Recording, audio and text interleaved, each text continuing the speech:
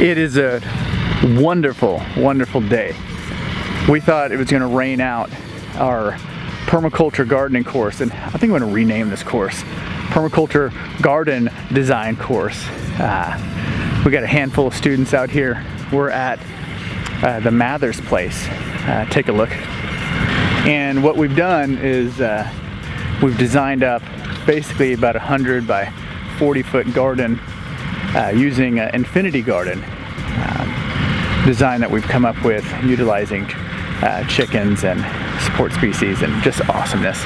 We'll go over it here in a second, but I thought you'd want to see what happens here when we transform this awesomeness into its future awesomeness. But I do want to say just real quick, before we go and get into the garden area, behind me, the Mathers are amazing. Actually, I want to come out here, and you guys need to know about them. So it's Shannon and Tara. Tara came, and she's a graduate of the School of Permaculture. They got tired of the rat race, sold everything, and now debt-free, running only on cash flow. Came out, bought like 20 acres here in North Texas, in Blue Ridge, Texas. Beautiful area. Bought 4 shipping containers, watched some YouTube videos, and built their house. These guys are friggin' amazing.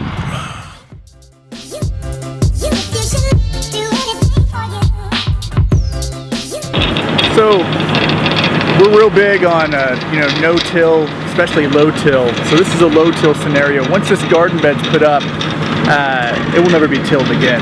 So I did a whole video on dealing with Bermuda grasses, a couple videos before this one. So watch that one so you can kind of see the progression of stages that we're doing for building this garden bed out.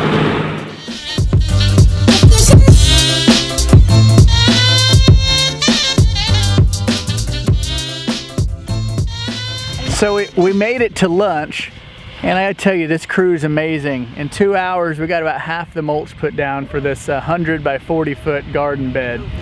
So I just figured I'd, come over here and have these guys tell you about their experience. Here's the crew. Did y'all learn anything over here? Yes, a lot. Do you feel confident that you could put together a nutrient cycling permaculture garden? Yes. Is permaculture gardening different than regular gardening? Oh, yes. Anybody who's considering taking a permaculture gardening course or any permaculture course, what would you tell them? Do it! Permaculture gardening, that's the way to go. What other words of wisdom do you have? Don't eat yellow snow? Permaculture will change your life. That's what my words of wisdom. Yeah! Woohoo! They're a bit tired. We've been working.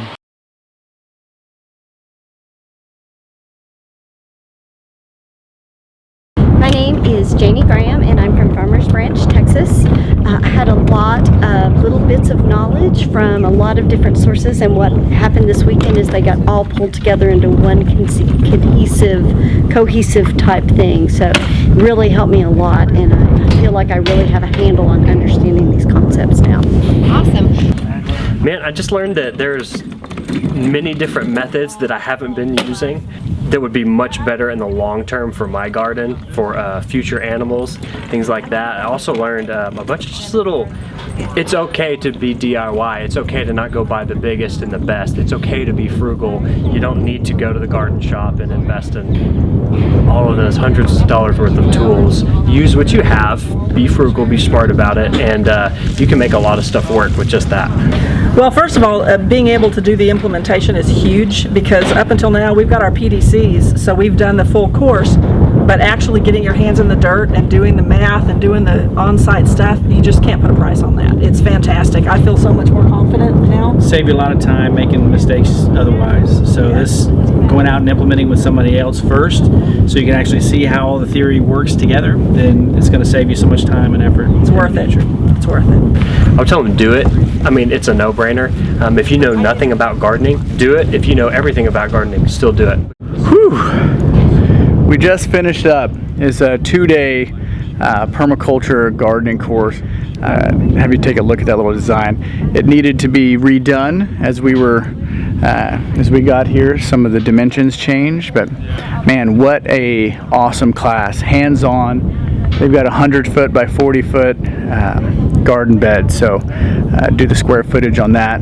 You can see already starting to put some plants in, and it's nutrient cycling. Matter of fact, let me show you what that means. Okay, so I know this chicken scratch is pretty difficult to read, but basically, right, I just realized that for video's sake, you're not going to be able to read what's on that piece of paper. So no fret, we have one of these created. Hey baby girl, what you up to? Are you eating? She loves infinity gardens too. So we have this particular design. So what I've done is I've created a design and I'm calling it an infinity garden, but I'm standing on the shoulders of Linda Woodrow. Linda Woodrow created the first design that I'm aware of called she called them mandala gardens, and you can see it from her book called The Permaculture Home Garden. It's basically the first design of this system, and I've just evolved it for efficiency and some of the issues with maybe with the chook domes that were going on there. So no system's perfect. This will evolve too, and there's multiple designs of this. So in any case, here we go. So you have 12 different cells. So each one of these is a keyhole bed, right? And so you have multiple keyholes, and then you have this whole cell. So there's 1, 2, 3, 4, 5, 6, 12 cells, right, with a laneway in the middle, so a chicken tractor can be in the middle here. So the whole plot is surrounded by a grass barrier, right? So canna lily and comfrey, and if you're climbing, you can go lemon grass. So it would start on the end like comfrey, lemongrass, canna lily, so it would come up in height. So your chickens are in here at night. You let them out during the day, and you have an electrical fence that goes around this cell. You let it get weedy, so the chickens come in and they de-weed everything. It helps feed them. You can put a compost pile in here, right? So you can help feed them with the compost pile. And then they're eating any of the weed seeds and any of the pest seeds and any pests that are in there. So they clear out the whole area within a couple weeks, 2 weeks, and then you move them over to this cell here, right? And then you come back here, spread the compost out, and you plant in it.